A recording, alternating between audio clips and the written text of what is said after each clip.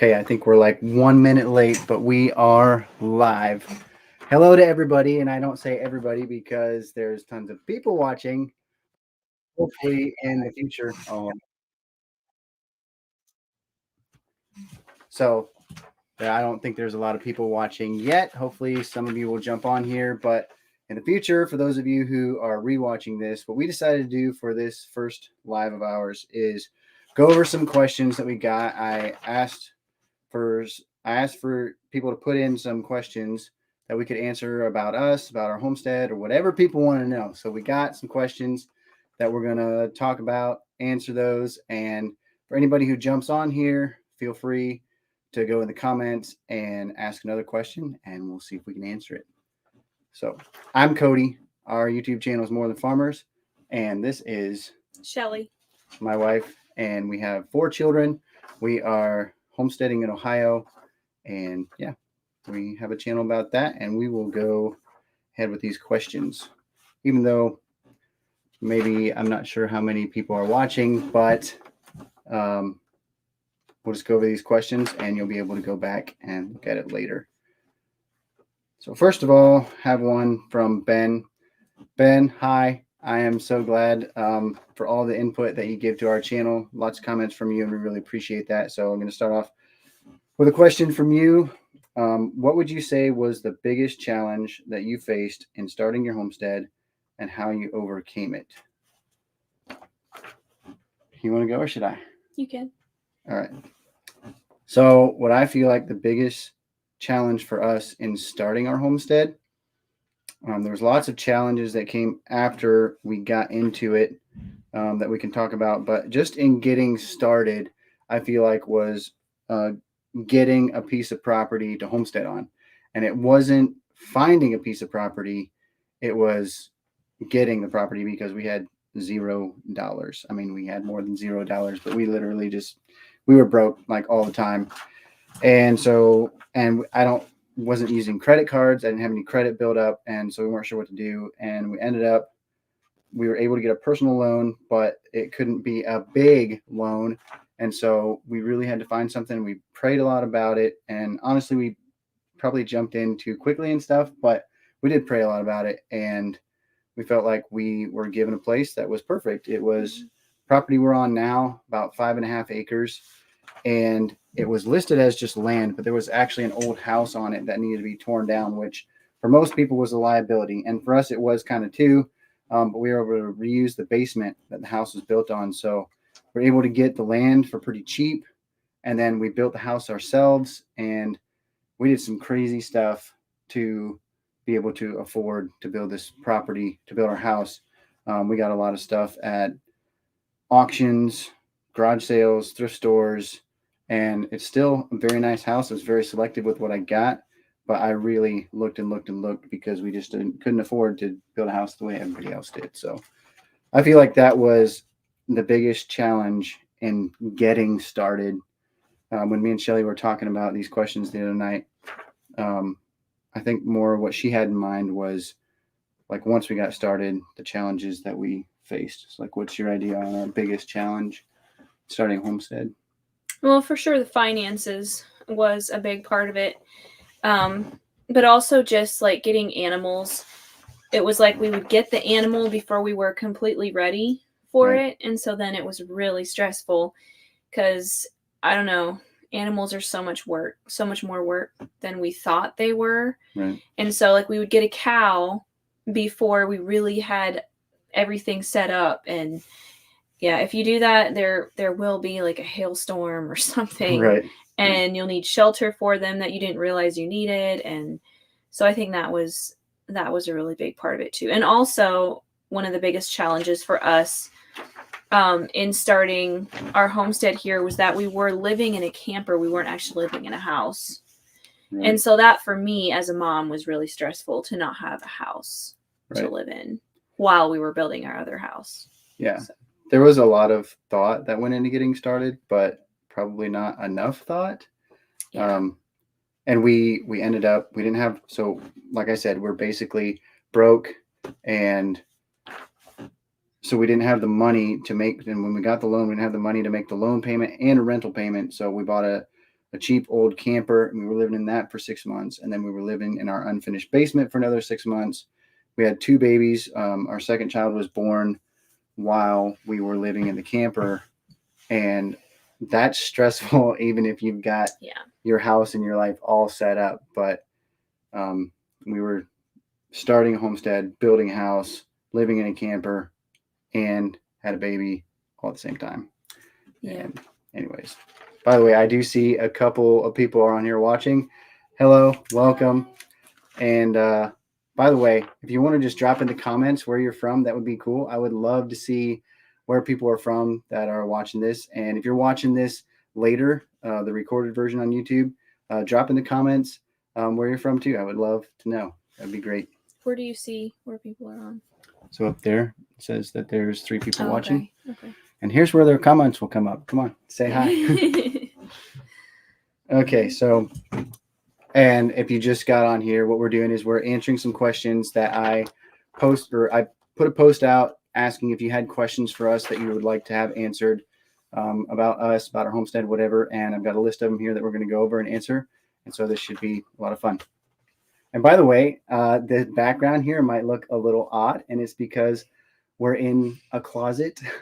Our house is pretty small, and I don't have an office. So I had been in our living room for a while, and that just got a little crazy with the kids running around and everything. And so we decided to move my office up here in a closet. So it worked best for having the camera set up with my computer and everything. So anyways, and if you happen to hear our children yelling in the background, they're playing downstairs, and Shelly might need to leave to take care of them every once in a while or something. But all right. With Cody working a full-time job, how do you juggle both and balance the workload between your job and managing the homestead? She's really crying. Hi, Lorene. Good to see you too. I'm sure Shelly will be back soon. So I will go over what my thoughts are on this. With me working a full-time job, how do you juggle both and balance the workload between your job and managing the homestead? So at the beginning, we did not do this very well at all. I was workaholic. I just worked like crazy and had my full-time job and was doing the homesteading thing and just taking on way too much. And we finally figured that out. It basically took Shelly getting adrenal fatigue because she was working her tail off too. We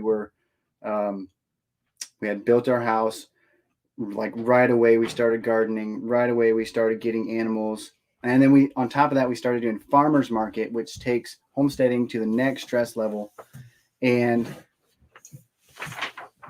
so that was really difficult, and we took way too much on, and Shelly ended up getting adrenal fatigue because she was working like crazy, and that basically got us to really think and really stop. And we kind of got things a little bit in order. And that was about the time that COVID was real big. And we had this idea to start a YouTube channel. And so it kind of started all over again. And we're kind of back in that where it's a little crazy right now. We look at it as something that's temporary, hopefully. Like we want to get this YouTube thing nailed down pretty well. It's already going a lot better, but it's still taking up a lot of time. And it is really, really hard to balance the job, the homestead, and YouTube. But I feel like with what we've learned in homesteading, we have learned to become so much more efficient than we used to be, and we're able to get so much more done in such a way less amount of time. Yeah. That I feel like if we didn't have YouTube on top of that, I feel like we would have it pretty balanced out. And I think the way to get to that place is just keep at it and learn as many little tips and tricks as you can to make it so much more efficient. To streamline it, yeah. And do simple things. Like we just put our seed order in this afternoon, and our seed order is pretty bare bones. I mean, it's mostly the things that we know we're going to grow and eat and that we know we're going to use during the winter and stuff like that. We don't add a lot of extra stuff on there. We did that at the beginning, but it just adds a lot of extra work and stuff. And so we've learned to just be a lot more streamlined and a lot more simple with the way we do things and still grow all the food that we need to grow. Yeah. So I think we'll just move on. So this is Ben again. Thank you so much for the questions, Ben. If you're watching this, or if you watch it later, what was your parents' thoughts and input when they learned that you were buying this property and your dreams for it? How about you go first this time? Well, my dad came out to see the place with us, and I remember him thinking that it was a really good piece of land, and he was for it. And both of our parents helped us a lot in building the house. They did. And they were definitely a huge part of that. I don't know that they really had dreams for our homestead and our farm. I don't know that that was ever really something that they had big dreams for, but they definitely were a huge part in helping us get started and build the place. Right. I mean, I do think both sides thought we were a little crazy. Maybe. I mean, and not necessarily just the idea of building a house and starting a homestead, but the idea of doing it in the stage of life we were at. Yeah. And taking it all on at one time. I know there was times they're like, are you sure you want to take that on while you're still doing that? I mean, we were building and I mean, house. They were right. We took it on too fast. We did. But otherwise, I feel like besides that part of it, they were very supportive. Yeah, like definitely. They thought it was cool that we wanted to build a house, that we wanted to have a homestead. It was just that we took on too much at one time. Yeah. Okay. Jesse from Tubes Time. And by the way, Tubes Time is a channel that I've collabed with on some videos before. Great channel. You guys should go check them out. I'll drop a link in the description after this is done. They do homestead vlogging and other videos on Christian life and stuff like that. So anyways, Jesse, hi Jesse, if you watch this, from Tubes Time asked, I want to know all about how y'all are doing it with 4 kiddos. So for me, it's going back to what we were talking about before about learning to be more streamlined and more efficient with what we're doing so that we can spend less time being out there just doing the chores, the stuff, spending so much time doing that, and be able to have more time to focus on our children. What would you say? Well, for me, it's just a matter of prioritizing. And like, there's a lot of moms who are, all the soccer moms and baseball moms and all the stuff who are constantly taking their kids to this place and that place and the other place. And we just really don't do that. Our kids aren't in any sports yet. They haven't really asked. So we don't have our kids in sports yet. And I homeschool. So everything just kind of happens here at home. And for this stage of my life, like, I get away. I go shopping, and Cody will watch the kids while I go out sometimes. But for the most part, I'm just here at home. And I found that that's how it works best. I'm a very scheduled person. I have routine. And honestly, I'm not, on a normal given day, I'm not stressed out with my workload. Right. But you were for a long time. I used to be, yeah. But my children are at the stage of life right now, which they're 9, 8, and 7. And then the baby is 2. And so they can help me. They have their chores and their job lists and stuff. And basically for me, it's just a matter of being minimal with the stuff I have in my home. And then, like, that was a huge part of it. I got rid of tons and tons and tons of stuff because I wanted to prioritize. I wanted to have time for the things that I thought mattered the most. And then other than that, just routine and schedule and staying at home. Right. I mean, yeah, we all have the same amount of hours in a day, days in a week, and days in a year. We all got the same amount. And it's pretty much, you have a couple options. One is just to only do a few things, or if you want to add more to that, then you're going to have to find a way to make some things more efficient, to make some things more doable so you can add something else on. Yeah. And if you try to do too much, it's just not worth it. Like I said, Shelly got adrenal fatigue because we were doing so much. We were just going 0 to 60, and yeah, we got a little bit in trouble with that, but we're learning. And it does get rough sometimes dealing with 4 kiddos, but it does help a lot. They're getting older, and they're actually able to so much. They're actually able to help out a lot now. Yeah. It was a lot different at one point.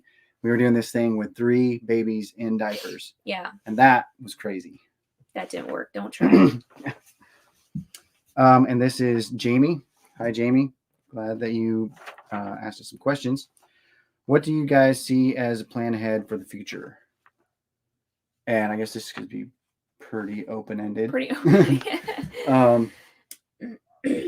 if we're talking about our homestead, I've gone back and forth with it. Like in some ways, I would love to buy some more acreage. There's 10 acres right beside us that had been up for sale at one point and it ended up not selling and going back into somebody else in the family.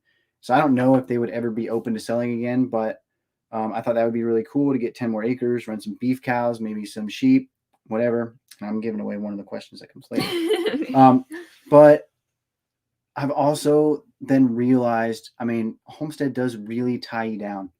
The milk cow is the biggest thing that ties you down. I don't feel like beef cows would be near as much of a tie down thing, but basically, we've also realized that we love the homesteading thing and we'll keep doing that, but we also really love other things. Me and Izzy went snowboarding yesterday. I love to snowboard. We like traveling. We like doing stuff like that. And I don't want to get it to the place where we are so tied to the homestead that we can't do anything else. Mm-hmm. So I could see it going either way, that we, make the homestead even bigger, or that we just kind of keep it where it's at, because it is really nice where it's at. Mm-hmm. Well, for myself, what I would dream of in the future would be for us to have an online business where we can work from home and like that be our bread and butter, and then eat our own, like eat the food that we grow on our farm. Because I feel like just for our family, it's very manageable to grow all of our own food. Right. And so that's kind of what I would envision or dream of, is to definitely have a homestead, have our own food, grow our own food, but not necessarily like get bigger and bigger to where we're selling to other people. Right. I found that when we grew lots of food for other people, we would always have to, like, we would eat all the secondhand vegetables and stuff. And I feel like the nicest stuff that I put my heart into, I had to give away. Right. And so, yeah. And then I also found that it turned what I love gardening. I found it took it from a hobby to a job, and it just took a lot of the fun out of it for me. Right. So what I really love is the fulfillment of knowing that my family is eating the best food in town and stuff that I grew. But my dream isn't so much to be like selling our food to other people, I guess. Right. Yeah. I mean, we tried that for a while, like you said. Yes, we were doing farmers market, and it just got crazy. We are still selling eggs at the store. Every once in a while, when we have extra, we've got some friends and stuff that do want to buy extra mm-hmm. strawberries, extra raspberries, and stuff like that. So we do that. We do herd shares with the cow, and that's all good. But I don't really see us getting to a place where we're like, our business, our bread and butter is the things that we're growing on our homestead. It is really hard to make it that way. You can do it, but it is really hard. It just turns that our dream, our passion into a job, and somehow that just takes the edge off the fun, I guess. Right. For me, at least. Yeah. So. Jamie also asked, what would you like to add to the homestead, greenhouse, or other farm animals? What's really funny about that is we just did a video recently about our New Year's goals, or our goals for the year, and one of them take down our greenhouse. Get rid of the greenhouse. Oh man. We have a raised bed that we grow salad greens in and stuff. Yeah. And that's why I don't necessarily want the greenhouses, because I have my raised beds with windows covering them. And that to me is so much easier than a greenhouse, because inside a greenhouse, like, you have to be watering all the time. And so to grow summer vegetables in a greenhouse, to me, just isn't worth it. Yeah. And we can't eat that many greens. Like, we can't eat a whole greenhouse full of salad. Right. We're honestly not super huge salad eaters. Right, either, we aren't. So. Yeah. But otherwise, other things that we would like to add, and I touched on this earlier, is, I mean, I do have dreams of having a small beef herd, having a flock of sheep. I don't know. Like I said, I could kind of go either way, whether that'll actually happen or not, but I would love it. One thing that I would really like to have is a horse. I used to have a horse and I loved it, but it was in that time of our lives where we were so stressed out. We were starting a homestead. We were broke. We couldn't afford to feed hay to another animal for a whole winter. And it was really sad because it was a horse I had raised from a foal and trained it myself and everything like that. But just got to the place where I just couldn't afford it. I didn't have the time to ride her. And so we ended up selling her, but I would really love to have a horse. I thought about getting a pony for the children. I know they would love that. I think it'd be so cool to have a pony cart. Cade's really wanting animals. He's like He wants take care of his own. rabbits, He wants doesn't he? rabbits. Basically, for that, I would have to look into if there's a good way to market it. You know, I don't want to just have rabbits running around for no good reason. So we'll have to see about that. I don't know. I personally would love to get ducks. I had ducks, but then we had a really bad predator issue. Yeah. But we have a dog now, and so I guess I would kind of have hopes that the dog would protect the ducks. As long as the dog doesn't eat the ducks. But Yeah, I don't know. we're planning to train our dog with chickens because we don't want to eat the chickens. We want it to help protect the chickens, hopefully, but we'll have to see how that goes. Yeah. We'll see. So yeah, maybe we'll add more. We'll see. What would you not, if anything, do again? Ooh. I'm gonna say like a real live farmers market, and like I say that carefully because we did have a lot of really good experiences there. Mm-hmm.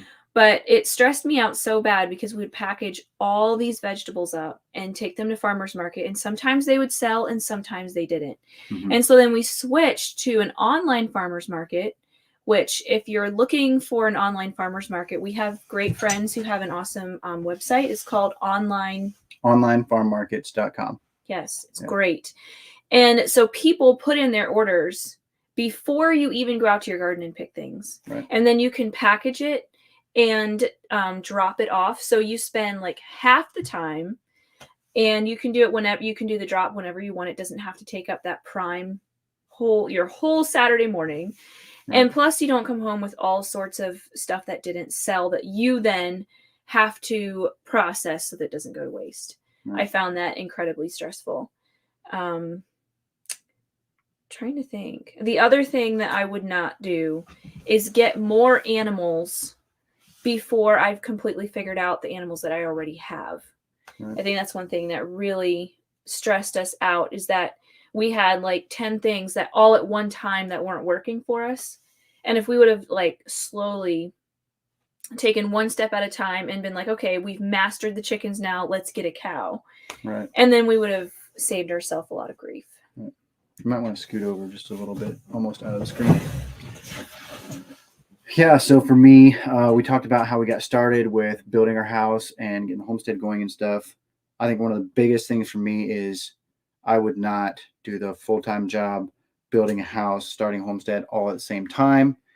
And since we got a personal loan, it was a little bit flexible with how much money we could borrow, but we couldn't go super high. But if I had the choice, I would borrow like an extra $10,000 and just work on the house, like use that money to live off of. I would rather be paying on a loan for a little bit longer than go through what we went through with having a full-time job and building a house at the same time. It was too much. So that's one thing I would do. Otherwise, like what she said with the farmer's market, like I agree with it on one hand, and on the other hand, like it was really good experience. That's how we made the connection to the online farm market that we were a part of. And by the way, just for that, I will also try to put a link for that in the description so that you can find that. You have to have your own customers. So like you would have to do the marketing or whatever. It's not like people just like Google online farmers market. I think they can, but basically the way they did it is they found people that, like for the drop that we were a part of, it was actually somebody else that started the drop and we joined in and we eventually took it over. But they had their customer base, and then they had their customers go on the website and order what they wanted on Mondays and Tuesdays. They had Monday and Tuesday, and then Wednesday is when it would cut off Tuesday night, and then Wednesday we would pick the stuff. It worked out so well. Instead of going to the farmer's market and coming back with a bunch of stuff that you picked, whatever, we only picked the things that we knew were already sold, and it worked out so much better, so much more streamlined. And we made some really good friends through that. We got some really good experience, some encouragement and things like that through that. So the farmer's market thing was good in some ways. It's just that we were taking on too much too fast. Yeah. And that's the biggest thing. And that's something that I really, really want to get across with our channel for anybody who's watching, is that life is too short to be too stressed out. It's just plain the way it is. And I'm preaching to myself. Shelly's over here, I'm sure, with thoughts in her head about this because I'm not very good at this at all. It's like if I master one thing or get ahead in one thing, I'm always on to the next thing and I'm always getting stressed out. But what I really want to get across is that family is the most important. And the reason that we're homesteading is for our family. We're not homesteading just for the sake of homesteading. We're homesteading for the family life, for the healthy food. And if we take on too much at one time and get too stressed out and get lost in it all, then we're defeating the purpose of why we started. And so I would really like to get that across in the videos that we put out. And I hope that message is coming out. And so anyways, there's a couple of you here. I'm glad that all 2 of you are here watching, and hopefully there's more later. But feel free to drop a comment. Tell me where you're from. I would love to know where people are watching this. And also, I should have said this at the beginning. If somebody wouldn't mind just commenting and saying how the audio sounds, how the video looks, because this is the very first time we're doing a live, and I'm a little bit nervous, anxious about how it's actually looking and sounding. So anyways, we are answering questions that people have asked us on YouTube. And so let's go on to the next one. Are there any climate challenges in your area? Example, short growing season, something like that. The biggest thing here for gardening is there's really wet springs. Mm-hmm. And so it's hard to have enough time for the ground to dry enough to work the ground so that you can plant. And it's hard for there to be enough time for it to completely dry out enough to plant. Like basically once we have that like last frost, and then before it's like too late to plant, in between there is almost always really wet. So we have a pretty short window, and sometimes we end up needing to till when it's still pretty wet, which just ruins stuff. The one year it was so wet, so we've got a trail going back through our woods to our back pasture, and I already had chickens out in the back pasture, and I needed to do the chores back there, but it was so wet that the trail flooded, and I actually bought a pair of waders so that I could take buckets back there. I was using my tractor for a while, but the water was so deep, it was up to the belly of the tractor. I just didn't feel good about doing that with my tractor anymore, and it was crazy. I felt like building an ark would have been the best option. But the other thing is that we often have a late frost, and so the weather will be really nice for a while, and like, oh, I can plant my garden, and then there'll be a late frost, and so often it will like nip the buds of like fruit trees and stuff, which will completely eradicate your harvest for that season. Right. So like with strawberries, I try to keep them covered as long as possible. Right. So I mean, we're in Ohio, and we can have pretty intense winter. I mean, we had just a big storm not long ago, and then we had a second fairly big storm there's still snow on the ground from that. And so we can have pretty intense winter, but it really fluctuates a lot. Oh my goodness. And like it was almost 60 degrees the other day. I took the kids to the park and we played in the sun, and like 2 days before that it was like single digits. Or a couple days before it was like -11 with -37 wind chill. And it's just a couple days later it was everywhere. almost 60 degrees. And what happens with that is, like, if you got fruit trees, if you got perennial plants, some of those will start coming out of their winter dormancy, and they will actually like start growing, and then they'll freeze again, and that can be really bad. The worst thing I think for us that's happened is late frost hitting our apple trees, killing those flowers. Our strawberries have always been okay. Strawberries are very hardy. Yeah, they're fine, but yeah, that can cause problems. But and I have also had like a whole crop of tomatoes and peppers be killed by one random frost. But overall, Ohio is amazing for gardening. Yeah, it is a really good place to homestead. We have I feel like 4 seasons is good for homesteading. As much as I don't like doing my chores and stuff in the winter, it is good in a lot of ways. So we've got really nice soil. We've got kind of decent weather year round, as far as, I mean, it does get nasty in the winter. It can get pretty hot in the summer, but it's not so extreme. It's not just terribly extreme. Right. Okay, moving on. Jake from the Roaming Homesteaders, check out his YouTube channel. Ask the question, what is your biggest challenge as Christian YouTubers in a secular world? For us, this was an interesting question, because our goal was never to set out to preach on our YouTube channel. That is definitely not my goal. I do want to show that Jesus is part of our lives, and that he wants to be a part of everybody's life. I do want to show that he affects how we do things. I do want to show that Jesus affects how we raise our family, and that Christianity is a big part of our life. But I want people to see that more than hear that. Right. And so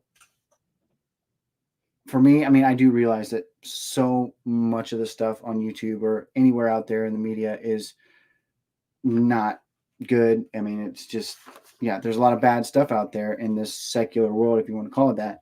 But for me being in that, I feel like I feel like we have an opportunity, and I really like that opportunity. But I never had the idea that I'm going to be preaching on this channel or anything. So, like, I guess it didn't feel. I don't feel like it's made a big impact on me, I guess, thinking of it We that haven't way. really had any kind of odd experiences at all with it. Right. The worst hate I've had came from a vegan. Yeah. Yeah. But otherwise, yeah, I feel like, what is your biggest challenge? I guess I don't see it as a challenge. Yeah, it if you doesn't wanna put it that way. hasn't so far it hasn't been a challenge at all Right. because we more like to show our faith rather than tell it. And so we just really And not haven't. that I would shy away from telling No. somebody if it came up, but I'm not going to be out there pounding down people's doors. This isn't our soapbox for Right. our faith. Yeah. We're here for Homestead and family, and we hope that you can see Jesus in the process. Yes. Okay, from Nomi R. And thank you so much, Nomi, for, I mean, if that's your name, however it is, whatever. Thank you so much for all the comments you leave and everything that you put into our channel. We're so thankful to see people that come back again and again. Glad you're here and glad you asked some questions. First one, how did you meet and how did you get started? How did you get started? How did you meet and how did you get started homesteading? So start off with, how did you meet? We met at a Bible school in Arkansas. So we were students at the same Bible school, and we got to know each other. And we got married, and he moved to Ohio, and we lived in a basement apartment for, I don't know, was it a year? At least a year or two. It was More than a year. 3 years. It was 3 years. Okay. We got married in 2011. We bought this property in 2014. Okay. So, like 3 years. And we were getting really tired of living in a basement. I mean, we had to ask before we could pound a nail in the wall, and we were just really tired of it. And I grew up on a farm, and so I wanted the whole gardening, homesteading life. And he didn't want anything to do with it. No. But I think what kind of started the whole thing for us is he started having really bad problems with his teeth. Mm-hmm. And so he started to want to eat healthier. He wanted to buy raw milk and raw cream, and he wanted to get grass-fed meat and all this stuff. And we were just blown away by how much it cost. It was so expensive. Right. And so finally we were like, well, we're going to have to grow this ourselves if we're going to want to live this way. And so we just started reading books and studying, or he started reading books and studying. Right. And then his uncle and his cousin started, his cousin was working at Polyface Farms, Joel Salatin's farm. And that was kind of our introduction to that way of homesteading. We went and visited Joel Salatin's farm a few times. He read some of Joel Salatin's books, and You Can Farm was the first one. Slowly formed from there, and here we are. Yeah. So it was funny. I was thinking while she was talking about how we met. I grew up in North Carolina. At the time that we met, our family had a house in Colorado. We were living in Colorado, but then we had moved to Kansas to do a cage job. And so I was living in Kansas. And then while we were dating, I was living in Kentucky for a while and Iowa for a while.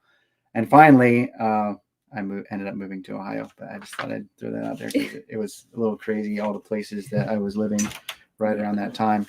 And how we got started, it started with the teeth thing. And basically my uncle, they got really into the more of the off-grid prepper side of homesteading.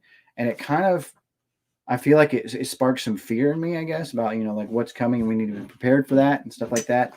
And so that's kind of how it started. And I feel like I've kind of come out of that now. There is still some things that I'm like, what if this happens? We need to be prepared. And there's nothing wrong with that. That's good. I still want to do that. But on the other hand, that should not be your only motivation for homesteading. That's not at this point in our lives, that's not why we're homesteading. Right. For us, it was more of a decision. This was something we want our kids to grow up on a farm. We want our Right. kids, we want to have a good family life. And we felt like a farm was a good way to do Right. that. And right at that time was when our firstborn son was born. Yeah. And so it was kind of like, this is the kind of thing we want for our children. Yeah. Kind of thing. Did you grow up in this lifestyle? I sort of would have. Yeah. I mean, I didn't grow up like growing all of our own food and our meat and our eggs and stuff like that. But I lived on a farm. We had a garden, and my dad worked with animals. So it wasn't like I was foreign to this stuff. But we didn't like have a milk cow or chickens of our own or anything like that. Yeah, so. I grew up in the country. I had a horse. We got a horse when I think I was around 12. And then she had twins, which is pretty crazy. It's 1 in 10,000 horses that will have twins. 80% of those, one or both of them will die, and ended up that both of those foals lived, and me and my sister raised them. But that was really the most experience I had with animals. We had a dog. We had chickens for like maybe 1 year or something like that, but that didn't last very long. But you had like zero exposure to gardening. Yeah, well, we did have a garden. But this is a funny story. So when my parents bought their place in North Carolina, I think it was the first place they bought in 95. I forget for sure which place it was, but my dad wanted to put a garden in, and he didn't have a tiller, and he had this he had this patch of grass, and he wanted to turn into a garden. And he had bought this old one bottom plow, like with handles on it as decoration. And so he got this plow and hooked it up to his pickup truck. And he had my mom drive the pickup truck, and he held this one bottom plow and plowed up this plot to have a garden. But we didn't do a lot of gardening. That fills it out pretty quick. The soil in North Carolina is like red clay. It is a lot harder to garden in, and it just wasn't really their thing. So I had exposure to some stuff like that. I lived in the country, but the homesteading thing was very, very new to me. It was grueling to learn to milk a cow. Yeah. Had so many mistakes and crazy stuff learning to keep chickens laying well.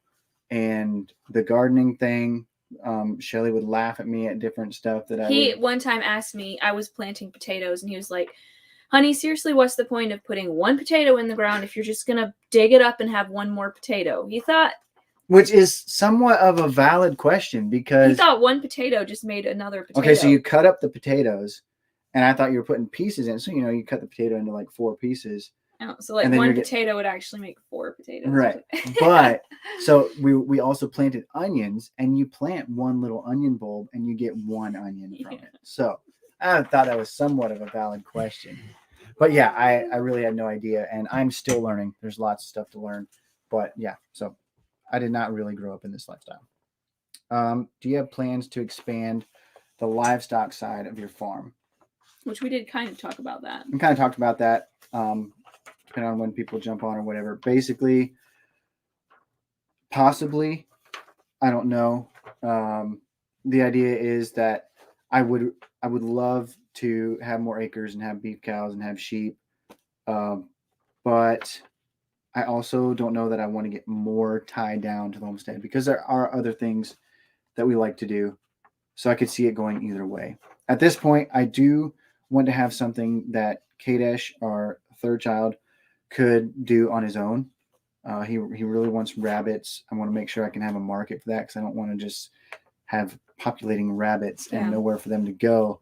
I do want him to have something. Izzy has his own chickens, and he loves that. I mean, he doesn't always love it, but he's making money with it, and so he does like it. I would like ducks. Charlie wants ducks, but I do want. Yeah. I will definitely see us like doing something in the future, but I don't know. Right. I'm gonna check and see what that is. Yeah. And Selena asked, thank you for dropping a question, Selena. What was your life like pre-YouTube? Okay. Don't worry about it. What was your life like pre-YouTube? I'll let you start. I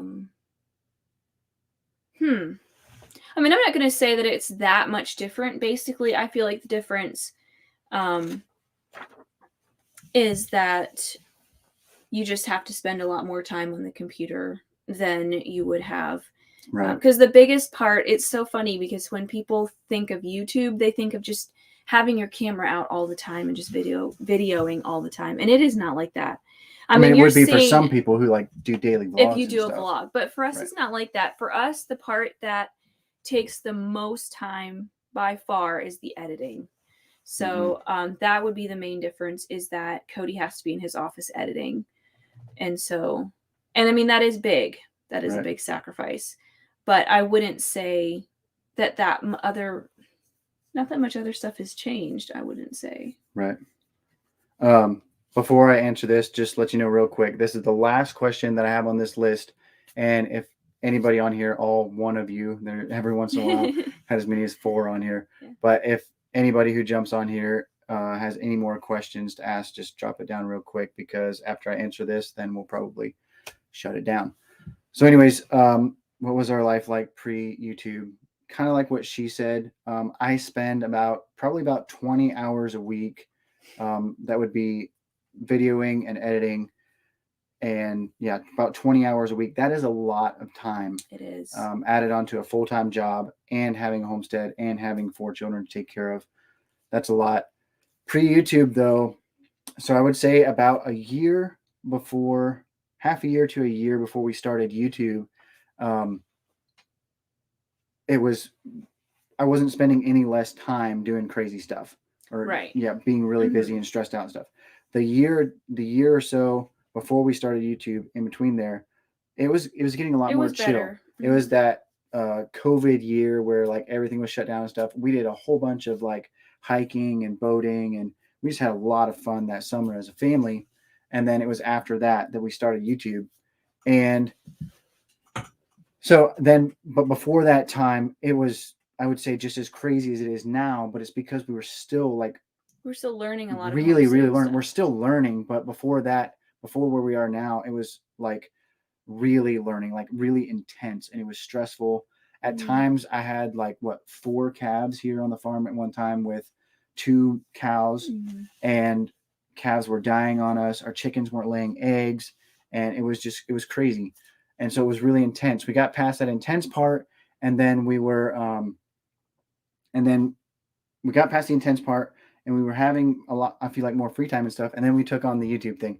So what our life is like now is kind of the same as it was before, but we just have the YouTube thing added on. Yeah. And honestly, I'm hoping that, my goal is that this is kind of a temporary thing, not temporary being on YouTube, but temporary that I've got the full-time job and the YouTube thing, because we want to turn this not just in YouTube itself, but with business surrounding that. An online business is what we want to have for our family, so that we can be here and more focus on that and the homestead, rather than a full-time job and the YouTube and the homestead. Yeah. So I guess that's kind of where we're at. So, did you answer that question? Yeah. Yes, I did. Yeah. Mm-hmm. All right. So for all of you that joined us for the live, and for all of you who will join us in the recording later on YouTube, thank you so much for being a part of this community. I am looking forward to a lot of fun on here this year. Talked about it in a video that we had before about our goals for this year. I want to be really intentional about the content that I put on here.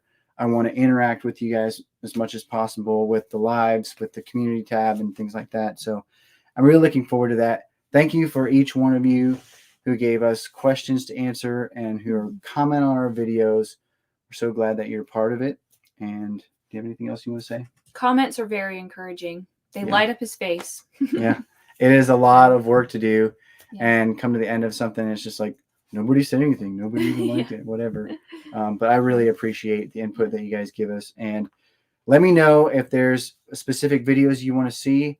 I would love to be able to help you out as much as possible, encourage you as much as possible, do the best I can to make us a community around the name More Than Farmers. And with that, I'll throw in here real quick. What that means to me is that we're doing the homesteading thing, but we can also be much more than that. It's not just the homestead, it's the family. It's not just the homestead, it's the adventures. It's not just the homestead, it's the other parts of life that you're living. But here, I want to help you out with the homestead thing, make it as efficient and streamlined as possible, so you can do those other things that you want to do. So until the next video, we'll see you. See ya. Oh, wait. Oh, somebody jumped on right before I clicked off. I think you made a lot of mistakes. Not sure you did everything right. Don't sweat the small stuff. Thank you so much. Appreciate that, Tom. Thank you all for watching.